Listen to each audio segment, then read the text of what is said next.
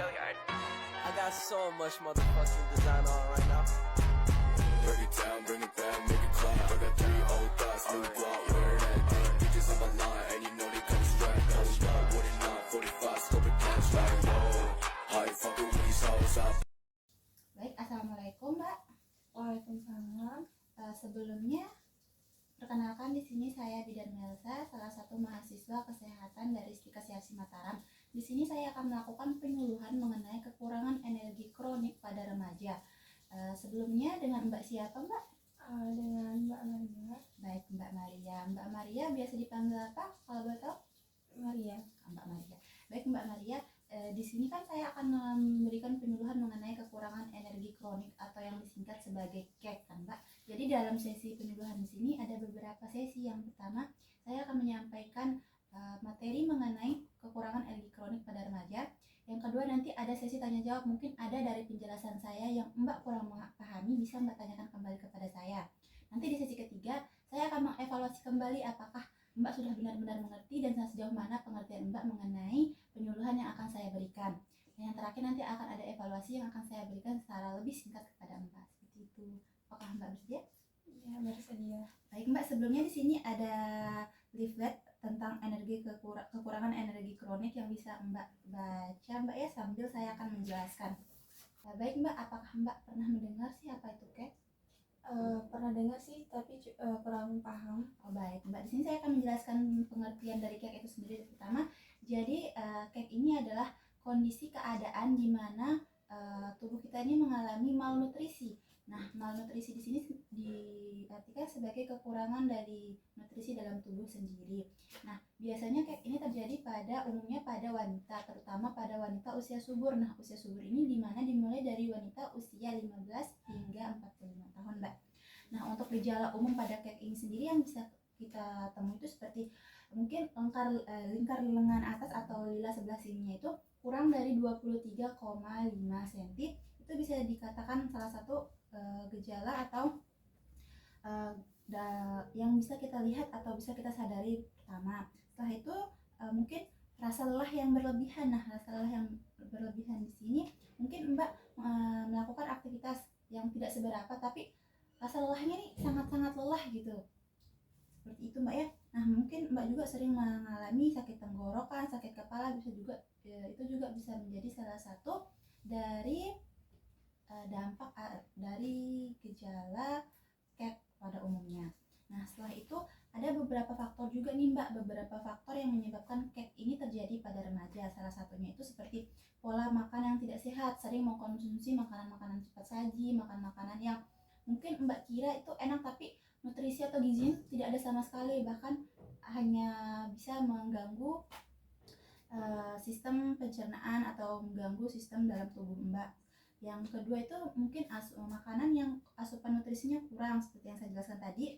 Setelah itu gangguan makan. Nah, gangguan makan juga menjadi salah satu faktor yang menyebabkan KEK pada remaja. Selain itu tingkat stres yang tinggi, kan misalnya nih Mbak punya masalah atau ada beban gitu, itu juga menjadi salah satu faktor yang menyebabkan KEK pada remaja Mbak. Nah, untuk dampak KEK pada remaja sendiri bisa menjadi anemia.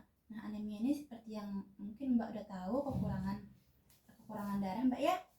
Selain itu juga perkembangan organ yang kurang optimal. Jadi dalam masa di umur 15 tahun ini kan masih usia pertumbuhan kan. Nanti kalau remaja ini sudah mengalami KEK, maka perkembangan organ tubuhnya itu bisa terganggu. Selain itu juga perkembangan fisik mungkin tidak terlalu tinggi atau perkembangan tingginya tidak terjadi sama sekali, atau mentok di situ aja dari teman-temannya yang lain. Nah, itu juga menjadi dampak dari KEK pada remaja.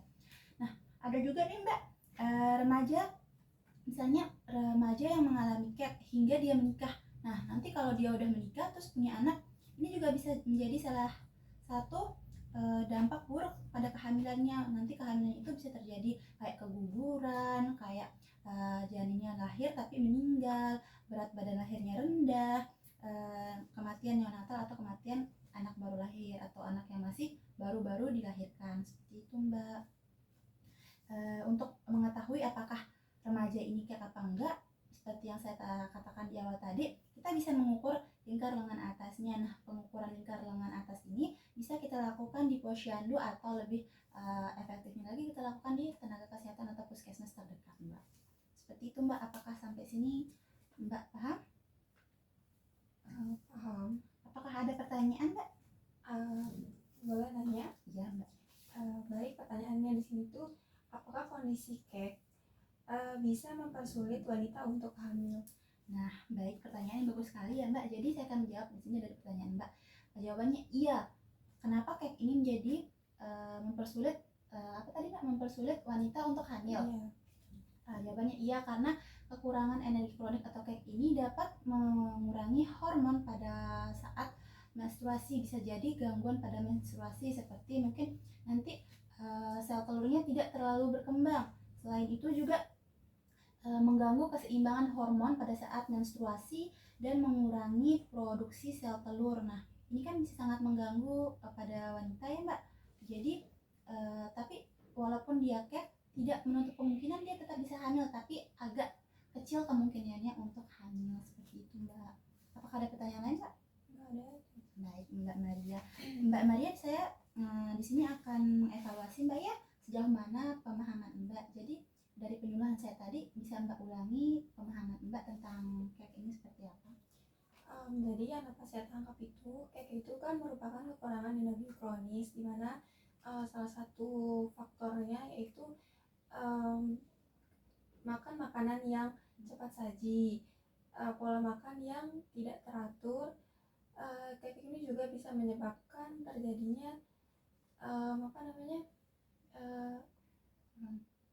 pada janin pada saat hamil nanti, maksudnya gitu, Mbak.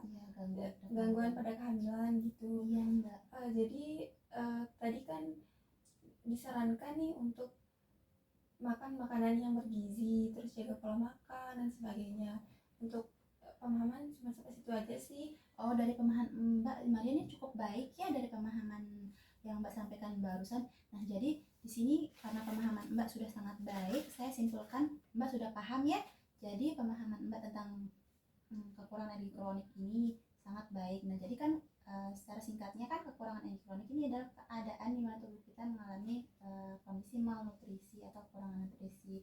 Dampaknya seperti yang Mbak tadi jelaskan, dampaknya jika tidak ditangani segera, jika tidak melakukan pengobatan segera, ini dapat terdapat terganggu pada saat kehamilan hingga persalinan pun nanti bisa terganggu jika remajanya ini sudah kek sejak awal. Seperti itu, Mbak. Seperti itu, Mbak ya. Iya, terima kasih. Baik, Mbak, terima kasih untuk waktu dan atas kesempatan yang Mbak berikan kepada saya menyampaikan penyuluhan tentang kekurangan energi kronik kepada remaja. Terima kasih banyak, Mbak ya. Iya. Assalamualaikum, Mbak.